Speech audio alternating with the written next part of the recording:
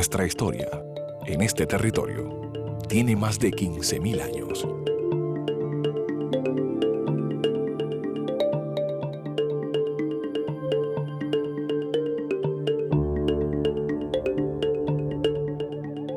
Tenemos menos de 100 años, con el estilo de vida urbano que conocemos hoy en día. Dejémonos guiar por las huellas ancestrales que esconden nuestra geografía.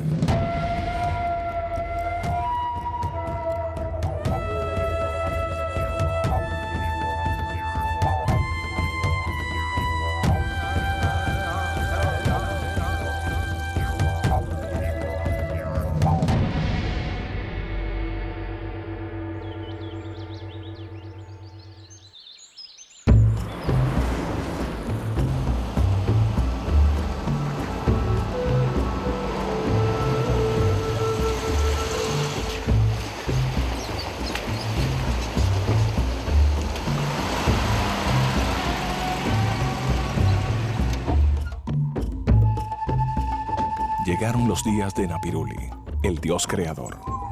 La gente estaba con gran alegría y se oían toda clase de instrumentos que existían en el mundo provenientes del cielo. Napiruli traía muchos Cabana Kuali, conocidos como petroglifos, donde estaban los dibujos de la forma de hacer las cosas, como construir casas, el diseño de curiaras, artesanías, la forma de sembrar y de vivir en comunidad. Esto es parte de nuestra herencia primigenia, no son solamente rocas grabadas, son libros donde poco a poco podemos ir descifrando cosas que nos ayudan a reconstruir esos procesos culturales de la gente que vivió en este sector hoy de la zona del Limón, pues.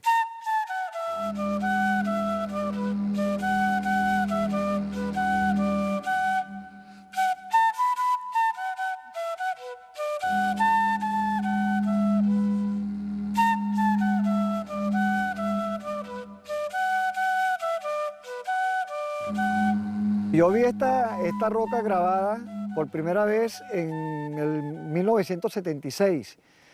Llegó a mis manos una revista Línea editada por la Electricidad de Caracas, donde un nieto de Muñoz Tebar publicó los dibujos que su abuelo había hecho en 1944, 46 más o menos, que pasaron por esta fila haciendo un plano militar de Venezuela. A él le tocó la comisión que pasó por acá.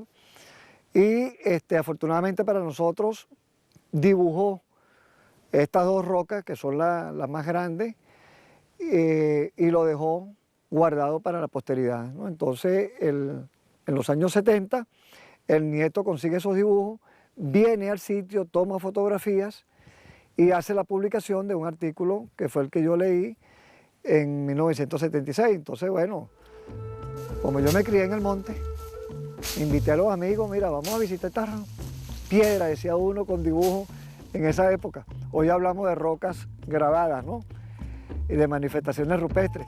Y vinimos, un grupo de amigos, tomamos fotografías y comenzó esta especie de hobby de buscar petroglifos donde quiera que estén, dibujarlos, fotografiarlos, ubicarlos cartográficamente con las coordenadas y guardar esa información. Por lo menos allá al fondo estamos viendo una figura de espirales con rayos que la gente lo identifica mucho con calendarios. Ahí pudiésemos hablar de un petroglifo que representa un calendario. Nosotros como investigadores que tratamos de acercarnos lo más científico posible a este estudio y registro, nos cuidamos mucho de hacer interpretaciones. Pero, sin embargo, bueno, la gente ve calendarios. Detrás de ese calendario hay una especie de tigre grabado con las piernas en movimiento, abierta como en salto, y dentro de esas patas del tigre hay un círculo con ojos y boca, que pareciera que el tigre está saltando sobre una figura humana. Igual vemos una figura del sol con otra figura abajo que uno asemeja que es la luna, y pudiésemos hablar de la representación del día y la noche, de la luz, la oscuridad, la muerte y la vida, el paso terrenal hacia el plano espiritual superior. O sea, ahí pudiésemos interpretar muchas cosas, pero que son interpretaciones bajo nuestra óptica actual.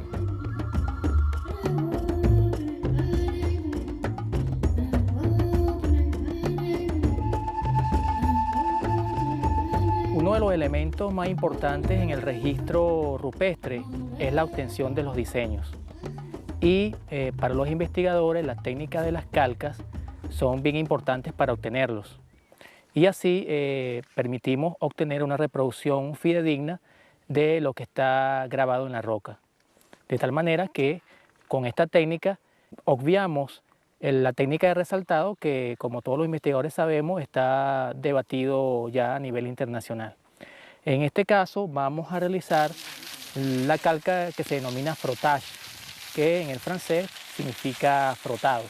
Y se realiza o bien en papel bond o puede ser también en tela, como en el caso de la tela de pelón, y con papel carbón vamos de manera circular frotando, como su nombre lo indica, la roca, y de esta manera obtenemos lo que se denomina un negativo del petroglifo.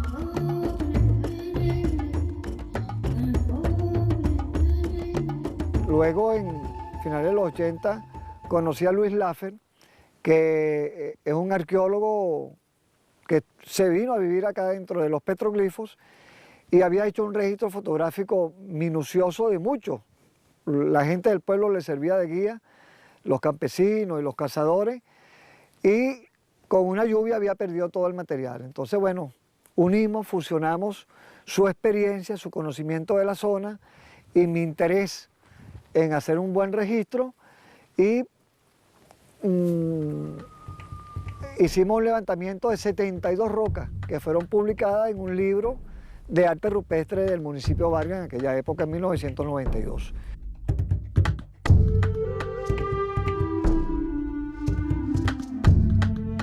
Bueno, yo soy nacida aquí en la hacienda, nacida y criada aquí en la hacienda de Limón. Soy nacida de hijo de agricultores, pues. Y yo hago lo mismo, la misma profesión que ellos, agricultora. Él llegó aquí cuando yo era muy jovencita, pues yo apenas tenía 12 años cuando él llegó aquí. Y él lo mandaron a hacer, de Caracas, lo mandaron a hacer el trabajo de aquí, pues lo mandaron a recopilar la arqueología, pues hacer ese tipo de trabajo. Y él en Caracas no sabía, o sea, cuando él le pidieron que hiciera ese trabajo, él no sabía dónde, pues como científico sabía, pero no sabía dónde están los petroglifos, no sabía dónde están las piedras grabadas, ni nada de eso. El doctor Armando Borjas Hernández, que él era el dueño de la hacienda, él le dio las personas, pues, que de aquí el capataz y las personas que trabajan para él, para que acompañaran a mi difunto esposo en la búsqueda de la arqueología, pues, de los petroglifos y eso. Él llegó aquí como el 79 y le pidieron hacer el museo aquí, pero él cuando se dio cuenta de esos petroglifos tan grandes, ¿cómo lo iba a llevar a la Casa Guipuzcoana? Que era ahí donde se iba a hacer el museo, en la Casa Guipuzcoana. Desde que llegó, como quien dice, se quedó, porque él llegó aquí en un motorhome, en una casa móvil. En una casa móvil que la tuvo en el patio de la hacienda del Limón hasta que empezó aquí a construir la casa. Siguió buscando piezas y ya la gente aquí como lo conocía, el que se encontraba que si una chita o mire, señor Luis, un petroglifo en tal parte.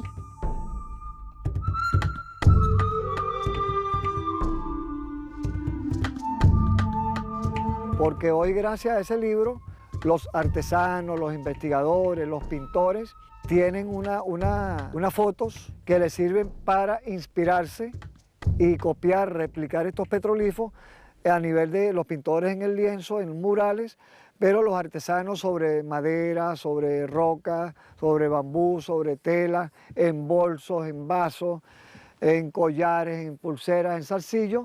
Y bueno, ahí creció con este hobby como un amor, ya no solamente de nosotros como investigadores, sino de la población que se identificó con esta simbología y hoy la reproduce, la difunde, y la gente que la compra la luce con orgullo, con placer, porque son muy bellas y nos identifican, pues. Y entonces hoy en día está la Asociación Artesanos de Tarma y está una cooperativa artesanal. El nombre de Tarmas viene porque esta era una población indígena que se llaman los indios taramas.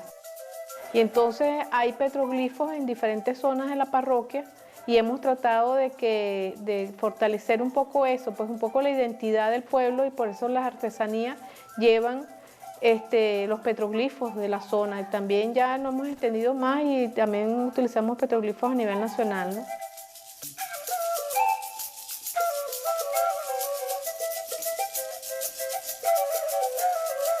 Los petroglifos representan esa parte como olvidada, como no estudiada de nuestra historia.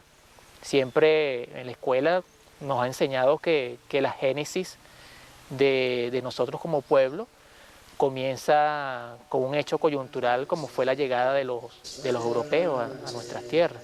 Y resulta que del siglo XVI o de la llegada de Cristóbal Colón para atrás, tenemos tal vez 20.000, 15.000 años de historia. Digamos que una de las características de los sitios con petroglifos es que siempre están cerca de cursos de agua. Y las laderas de montaña, las faldas y las cumbres eran los sitios también idóneos para realizar los petroglifos.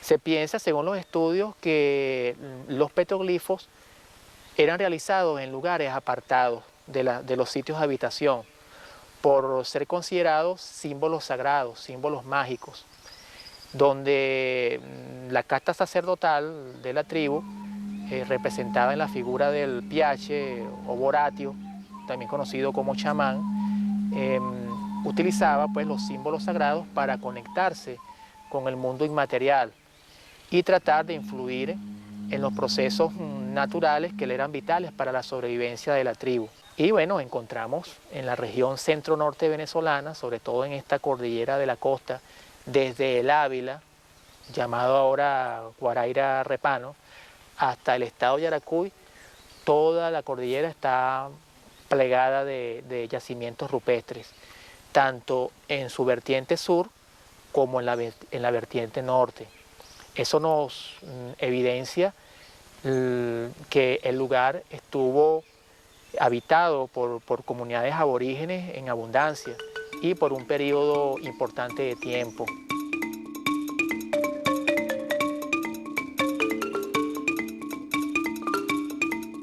Hasta hoy tenemos más de 170 sitios arqueológicos en el estado Vargas, más de 170. O sea, esto estuvo poblado casi a todo lo ancho y a todo lo largo del estado. Entonces, en donde uno revise en Tarma, en el pueblo de Tarma, en Tirima, Zapateral, El Hoyito, La Vaquera, Manzanillo, todas esas parcelas están llenas de cerámica indígena, de metates, de hachas, que la gente consigue y guarda. Así nace el museo y hoy se encuentra en Maiquetía, en el Complejo Cultural Cruz Felipe Iriarte. La cerámica es producto de los taramas, de que es una fusión caribe-arahuaca, que esto estuvo poblado en su inicio por arahuacos, pero antes de los arahuacos estuvieron los que hicieron los petroglifos, que no sabemos en qué lingüística están orientados o clasificados. Pero sabemos de los arahuacos y posteriormente llegan los caribes. Ellos se fusionan y conforman la nación de los taramas, donde hay caribes arahuacos, distintos clanes con muchos caciques locales, bajo la dirección de un cacique principal que era Guaycaipuro.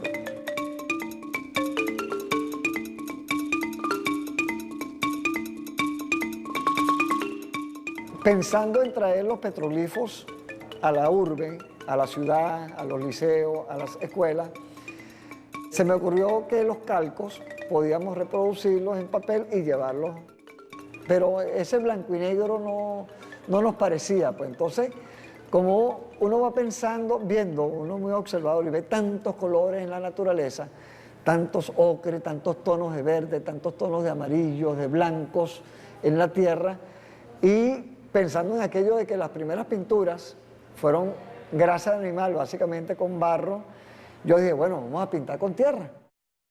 Hay una particularidad, ¿ya?, muy especial, porque él no solamente es artista, sino que también él es maestro. O sea, desde un principio, cuando él comienza a hacer todo esto, no lo hace porque él quiere interpretar el arte, sino porque simplemente él quiere enseñar nuestros valores y de alguna manera nuestra manera de captar ese mundo que de alguna manera se nos ha perdido. No es una simple roca con dibujos, sino que se convierte en los primeros libros, los petroglifos se convierten en los primeros libros que nos legaron nuestros tatarabuelos.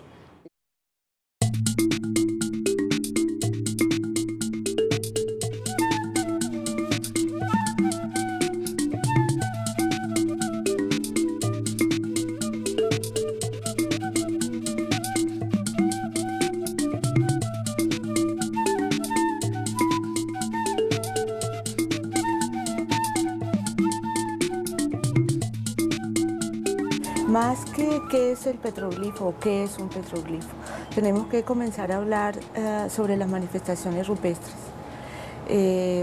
Las manifestaciones rupestres son los vestigios de comunicación humana los más antiguos de los cuales se tiene conocimiento hasta el momento. Creemos que las más antiguas se han encontrado en Australia, que tienen más o menos 42.000 años antes del presente, teniendo en cuenta que el hombre aparece hace más o menos 45.000 años en África. Aquí en Venezuela nosotros logramos datar el petroglifo de Chipaque en Falcón entre 8.000 y 4.000 años antes del presente, que es época mesoindia, a través de la termoluminiscencia con la gente del doctor Vaz, bueno, que se murió hace unos 3 años, y en el laboratorio de arqueometría del IBIC, que es la diferencia de calor entre lo externo y de cuando se hizo el surco.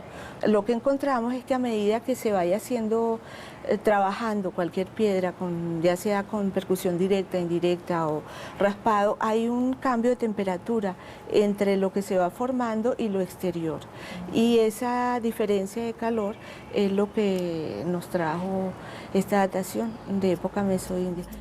Dentro de las manifestaciones rupestres, aquí en Venezuela específicamente, tenemos o encontramos 12 tipos de manifestaciones rupestres, a diferencia de otros continentes que hay 2 o 3. Tenemos los petroglifos, que son quizás los más conocidos, tenemos geoglifos, encontramos también monumentos megalíticos como dólmenes y menires. Tenemos piedras y cerros míticos naturales, encontramos también aquí en Venezuela los micropetroglifos. Vemos también los amoladores líticos que están asociados a los petroglifos y funcionaban como talleres donde ellos afilaban sus herramientas líticas para continuar su elaboración. Las pinturas rupestres también, o pictografías, como se les conoce en algunos sitios, que quizás son la manifestación rupestre la más extendida. La manifestación rupestre como tal es un trabajo del hombre que tiene algún significado en su vida diaria, ya sea porque señaliza caminos, porque da información de un cierto tipo a la gente que vive en la zona, o porque representa algún elemento mítico religioso de un momento cultural de la historia nuestra.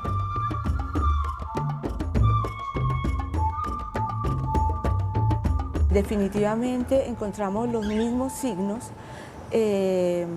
diseminados desde las montañas, en Oceanía, en África, Asia, Europa, en todas las Américas. Y las mismas formas hemos encontrado. Lo que ha cambiado y es lo que da un interés importante al tema es el contenido, que básicamente es cultural.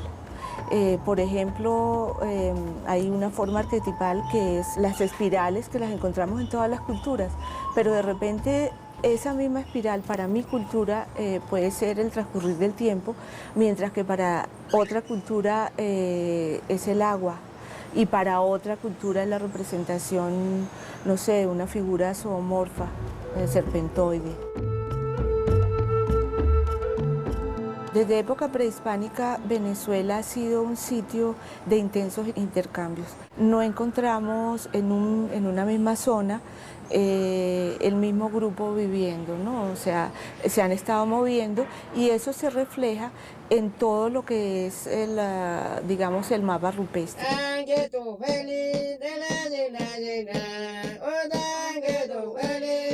En el caso de la cordillera de la costa, eran durante un periodo sedentario y durante otro periodo migratorio, o sea que combinaban. Algunos antropólogos dicen que ya justamente en el periodo antes de la llegada de los españoles a América, los grupos del centro norte ya eran prácticamente sedentarios, o sea, conocían la agricultura, lo cual es un elemento clave porque implica que deben tener un conocimiento básico de los suelos, deben tener un conocimiento básico de los ciclos del clima, deben tener un conocimiento básico de los ciclos de fluctuación de los ríos, a los cuales están asociados. Además, deben tener infraestructura básica en el sentido de casas, áreas para recolección de herramientas, áreas de labranza, organización política. Hace que en cada región haya una forma bien particular de cultura que está asociada precisamente, como yo te dije, a la infraestructura, a la forma como producen, cómo se asocian la gente, cómo comercia, qué intercambia. Y precisamente es el intercambio el que hace que esa interconexión entre regiones sea posible, porque lo que contiene una región generalmente no lo contiene la otra.